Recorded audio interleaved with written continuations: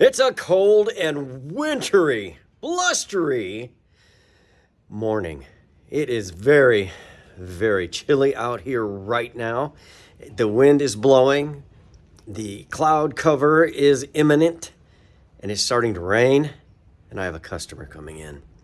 But this is a different kind of deal on this. And I wanted to get this because it's so windy. I'm not sure we're going to be able to hear anything. So we're going to have to put some things together and try to maybe go inside to the campers and talk about it and everything. But I don't know. It's even cold inside world headquarters here, I think. Let me look. It's about 45 degrees. I can't see my breath, so that's not bad. But I don't want to tell you too much about the customer because hopefully we'll be able to talk to him. If not, I'll do a post log here and we'll come back to it. But you can kind of see what's happening. But you don't know exactly what's happening yet. But this is a major clue. And here comes another piece of the puzzle. How about that one?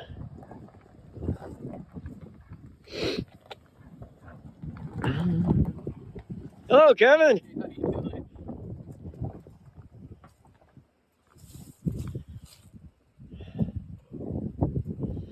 I'm hoping we're going to beat the rain. It's starting to sprinkle, but we were supposed to have a bunch of it. All right, Kevin, where are you coming from? I'm coming from St. John, Indiana, about 20 miles south of Chicago. Okay, so did you get all that snow or not? Well, my wife's getting it right now. She's home in time to use a snowblower. Oh my gosh. Well, you won't hold you up long, and it's cold out here. Anyway, what do you got here for us? I think it's a 1965 Zero Scotty.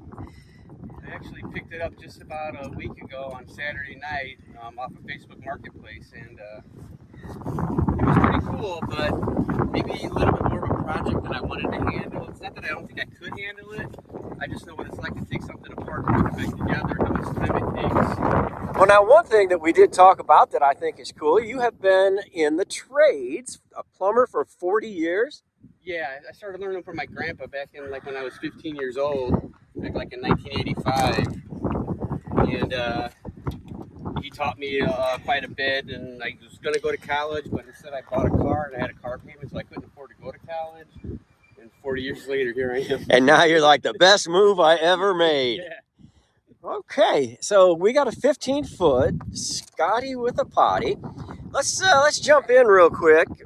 So I know this isn't really what you're here for. I haven't told our viewers yet why you brought this, because we talked first that about maybe doing a restoration on this. Yeah, that was the original thought. I was like, well, how much would it cost to actually do that? I've been wanting to get one of these for at least 15 years. And every time I went to look at one, it was always thumbs down, or something bad would happen, or somebody would beat me to the punch. And so then I kind of gave up on it for a little while, and then I kind of got resurrected about a year ago. My son-in-law likes to go boating and stuff, and we wanted to go camping with him at the same time. And so I started looking again, and then I got on Facebook again. I was on Facebook for about 5 years. But then I got back on it, and this one popped up, and it was right there. I thought, well, this might be the way to go. But then I started watching your channel after I bought it. I should have watched it before I bought it. I hear that a lot. I do. And I'm like, man, maybe there's a lot of lipstick on this thing that I don't want to know about.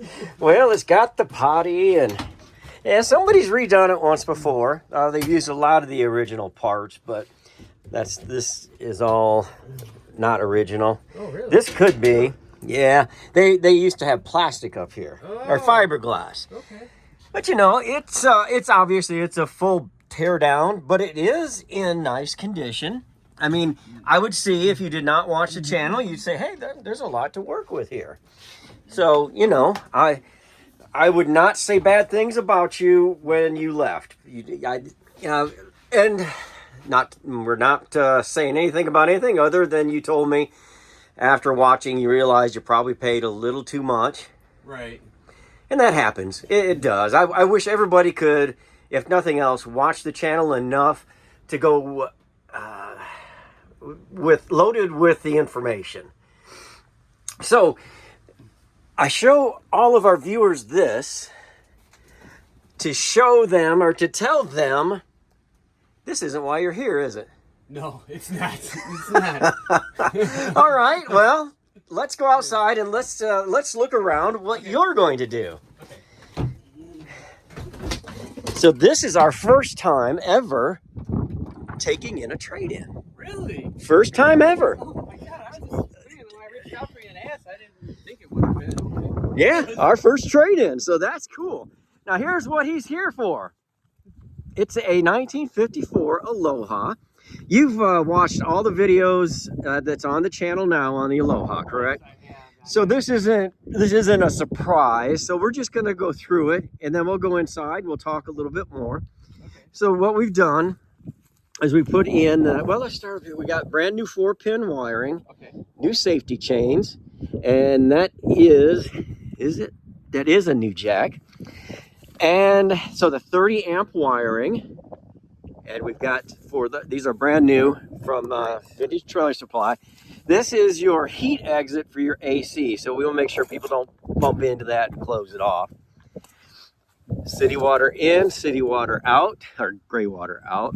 Now all these windows are original. They've all been reworked. Okay. It's got a newer axle. Well, the axle was new when I got it. But Okay. it sat here for a couple years before I was able to rebuild it. So it's a new axle, new bearings, bearing buddies, new tires. We'll come around to the back, all new wedding cakes on the back. Yeah, isn't that a good looking rear end? And when I went and picked this thing up, I'm like, that's the best looking rear end I've ever seen. All right, we'll come around this way. All new skin, of course, and roof. And all these original windows, like I said, they're push-out windows, which were very popular in the 50s. This is our original badge. We were able to clean it up and keep it. Now, this opens up. Chris Abbey took our original screen door, Oh, wow. reworked it, added this and the screens, but otherwise it is original. It isn't. It's just beautiful. Go on in. Yeah, you know, it's funny. You show me that Aloha. It makes me think of my grandpa. He had a tattoo of a hula girl. Oh, on his nice. arm. And now, when you're saying that, I'm looking at where can I put a picture at? I think I'm gonna put a picture of this hula girl right here. Oh, that would be awesome. The first thing you look at when you walk in. Yeah. Oh boy. All right. So in here, Crystal, our upholstery gal, she did all new upholstery for it. This is an original light, but I reworked it to be LED because it used to be gas. Some storage for you up here and over there. I went with this pattern just because it reminds me of 1954. Oh yeah, So for sure. Grandma's dining room table. yeah, so it's on a pedestal, but you always want it in the down position when you travel. So you'll put it down. It sits here to make a bed. Okay. And then you just put those over the top of it, travel right down. Got your AC over here. And lots, I really was going crazy on the storage. Oh yeah, I watched that. It was amazing. I know how that goes. Like, jeez. Yeah, if you Get don't into have it. Yeah.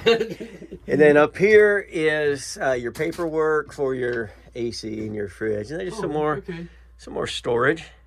Tried to make all of these sizes kind of match so that it's just very pleasing to your eye. We went with a lot of silver trim. Mm-hmm. You'll see it on here, even on this. And then as we come around to, it's a full-size bed, 54-inch bed. And so we put that trim underneath that shelf as well. Okay. And then you'll see another Aloha badge. It's not an original, to a remake, but that's on your magazine rack. It's a new mattress. Just me and Curly slept one night to test it. Yeah, I saw that in the video. You guys were camping. We're like, Yeah. you're going to use the mattress? I'm like, no. Yeah, it was for a video. That's an original light, not original to here, but it's an original light. But then I had to make this because we didn't have the globe. Now, here's a good size. You made I made this part, yeah. Oh, wow. Yeah. Look at that. Well, it's easier than you would think, Okay. than I thought. But it turns out cool if you get them in there. It's a lot of work, but it's tedious. Wow, that's amazing. Yeah. And so this has the freezer separate up front, up top, and then our refrigerator, and just a little more storage down below. Oh, yeah. And then you'll have some storage down here as well. So anything you want to put under there. I'm going to get out of your way and let you kind of take a look. Oh, wow, it's amazing. It's great. Well, I appreciate that. Here's an outlet here, kind of hidden. Yeah. So if you got your coffee pot here or something like that. Oh, yeah, sure, definitely. And then just a regular light here. And then right here, like if you ever wanted to, when you put that into a bed or something, or you're just hanging out, you can plug your phone in here, do a little charging. Okay. And then more of that silver trim there. Then if you look above the, yeah, a little secret right there. That is awesome. It's amazing. I'm like, wow. You did a great job, sir. I appreciate that. Yeah, I mean, I really, after I bought that one, I got into your channel, and I was like, my wife's like, you're obsessed with this guy. I'm like, it's amazing what he's doing, you know, and he's so down-to-earth kind of guy, you know? Well, I try. Well, have a seat. We'll talk a little bit here. So, we're going to talk a little bit about, Kevin has a K20. Tell us you tell us. Kevin, I don't know why I'm telling your story. Well, I bought a 1972 Chevy pickup truck back when I was like 19 years old. What happened, because I'm from the Chicagoland area, and I got stuck in a snowstorm, and it's a little like kind of Mustang car I had back in the 80s. And I was like, man, I need a truck. I can't be driving around a plumber in a little Mustang. So I bought a truck with my tax return. Actually, I had to borrow the money from my parents, and I told them I would pay when I got my tax return, and I actually did. That's good. But, yeah, it was $500. So then I probably drove that thing from like maybe 1989 to maybe 1998 or 99. Then I took it apart to restore it, and it took me 12 years. Well, in the meantime, it was two-wheel drive. I mean, my stepdad turned it into four-wheel drive, so it became a K20. But it took me 12 years to restore the truck. It's orange and white. It was the Highlander special, so it was a special order in 1972. And after all the hiccups, I mean, when you think I'm just going to take it apart and put it back together, and then like that's why I was admire the videos that you make too. But it's never that easy. You always find that one little detail, this part isn't exactly right, and I want it to be exactly right. I don't work on anything with a motor for that reason. Yeah. I've had so many in and out of here right now. And plus, with so many people, I know you talked about the Scotty people and everything being precise. Well, that's a lot of how some of the GM people are, the Chevy people too. They want it to be just. If it ain't the right piece, somebody's going to let you know it ain't the right piece. You know what I mean? Yeah. So it took 14 years to restore that thing. So I probably finished it in like 2012, I think it was. And then I started taking it to shows, and I was doing very good in the car shows. But there was this one car show I went to in particular, not too far, maybe 3 or 4 miles from my house. And the guy's sitting there, and they parked me right next to him. And he's sitting there in this old vintage Ford truck with a vintage camper behind it. Yeah. And that's kind of what sparked me towards the vintage campers, looking at his camper, and I'm like, that is so cool. And he's like, yeah, I've been here all day. If I get tired, I just go hang out in the camper and take a nap. Yeah, and it's like he stood out. That camper just started a fuse inside me where I wanted one. Yeah. You know, and it just led on from there. I really wasn't sure what kind I wanted. Like I told you, I wasn't emotionally attached to anything as of yet, and so I just started looking, and like I said, it was every time I turned, and vintage campers blew up then. It seemed like it was like right there, that era. Pre-COVID, COVID, and then yeah. It's this way now, but I think maybe it'll come back hopefully in spring. Yeah, I think so too. Most people get going and stuff like that. So, but yeah, and I can restore one of those. I didn't think it was so hard. But that was like being in the plumbing company, and I've always done new construction on houses and remodels and stuff like that. So I'm thinking these things are going to be built like a house. Yes. And like, we all do a house. Yeah. I'm like, I could do that. And then once I watched the videos, I'm like, I bet you there's a little bit. I think there's more structurally that goes back with the camper than with a house, to be honest with you, because once the sidewall's going, to me, once I saw your videos, I said, oh, she'll watch them first. I could tell man, once that thing starts going, you're not. It's got to be replaced 100%. It's not. Yeah. Right. So I was like, Right. which is kind of like the thing that scared me away. I was like, well, I could still do it, but it ain't gonna be a little thing. You know what I mean? It's gonna be a big thing. Yeah. Yeah. It goes from a fun weekend project to, man, I hope I can stay married. I am mad as heck every day. Yeah. And with restoring the truck, it's like, and I could see like just by like looking in the background when you're doing the pictures, I'm like, it takes up a lot of space, and that's when I restored my truck, it was that way. If I like, and we moved a couple times while I was restoring the truck, having to move all those parts and everything like that. Yeah, it's like I got a fender over here, a hood over here, the seats, and then the extra parts. I'm like, oh.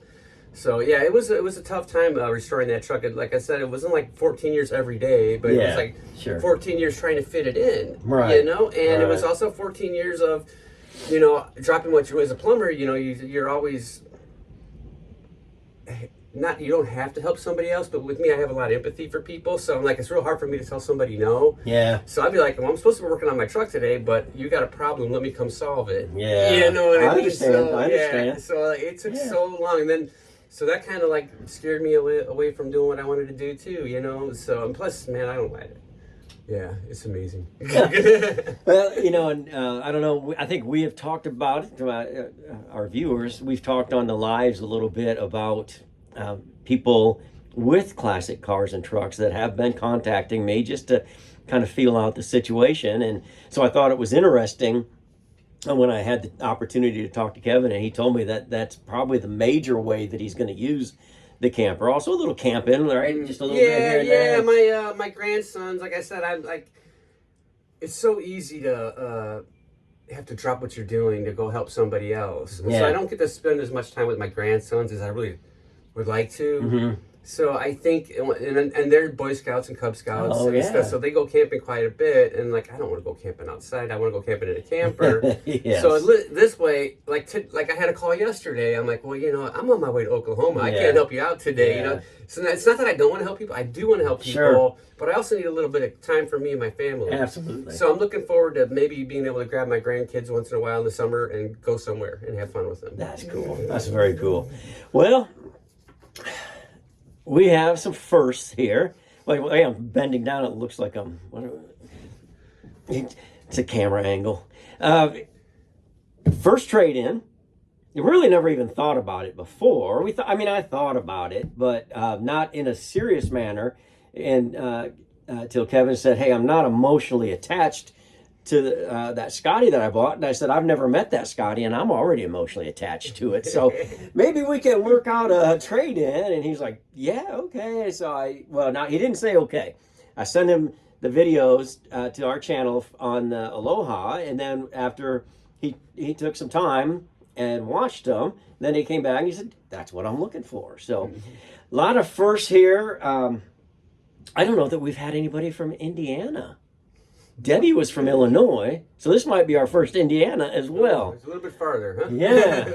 So, we're going to go out here, do a little paperwork, get him hooked up, and he's got another 10-hour drive. Yeah, it was 10 hours in good weather, but we're supposed to be getting a snowstorm. Oh, My wife keeps giving me the updates. So we can stay in here and talk all day about K20s, but we got to get him on the road. So we're going to do a little paperwork, and I want everybody to have a chance to meet Kevin and see our first ever trade-in.